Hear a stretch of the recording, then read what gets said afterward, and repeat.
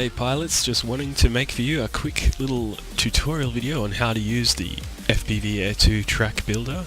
So once you've purchased the DLC, you should notice down here at the bottom of your tracks list there is Open Editor button, and that'll load up the track editor here with a default start gate and a static object there just as examples. Now placing down gates is pretty easy. Just open the gates list here where you can see all the objects you're able to place.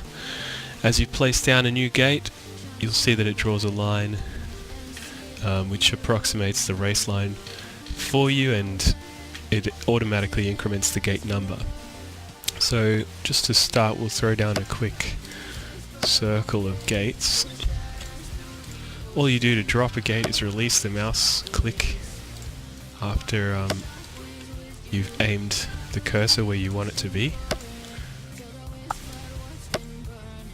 Now you can see each gate has an arrow. This is the direction you need to fly through the gate for it to register. So some of these are a bit backwards, so modify that. It's quite simple. Just hover over the gate until you see this blue glowing outline. That's how you know the gate is selected, and then simply press the rotate, and now moving the mouse left and right will rotate, and just release the mouse whenever you've got that where you want it to be, and it will stick that way.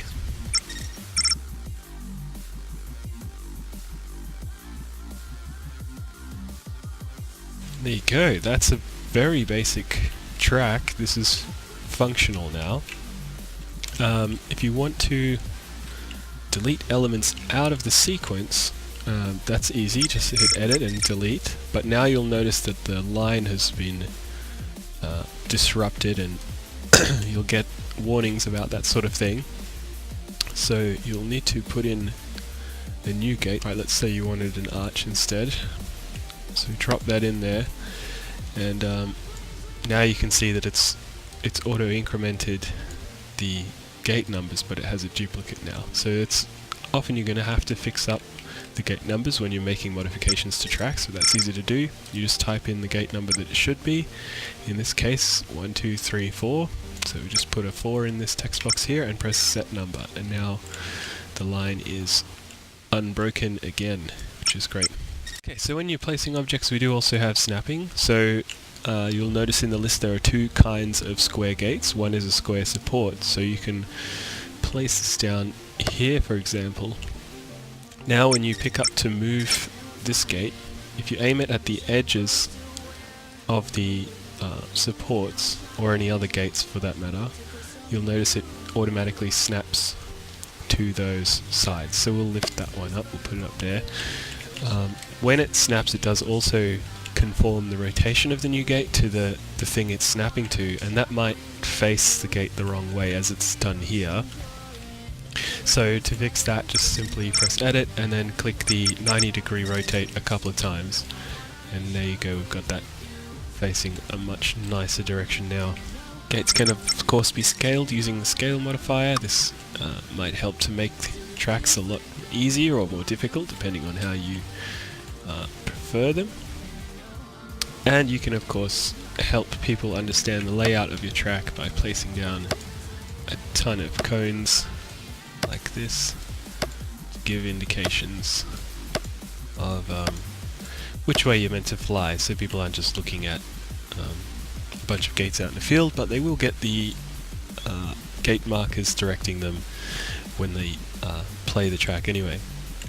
So once you're happy with whatever you've made, you just come up to the save and load panel, give this thing a name,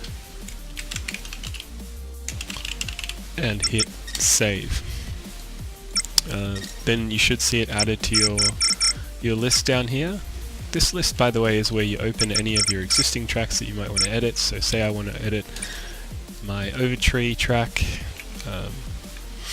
that's all you got to do is just open the list and hit that open button. It's also a good place to delete any tracks you're done with, so you know, basic circle, I don't really need that anymore. I'll just confirm, delete that.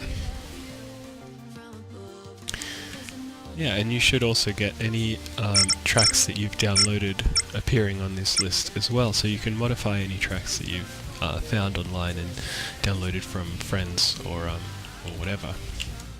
So that's about all for this tutorial. If you do have any questions about how to use this editor, please don't hesitate to post those in the comments and I'll try and get back to you soon.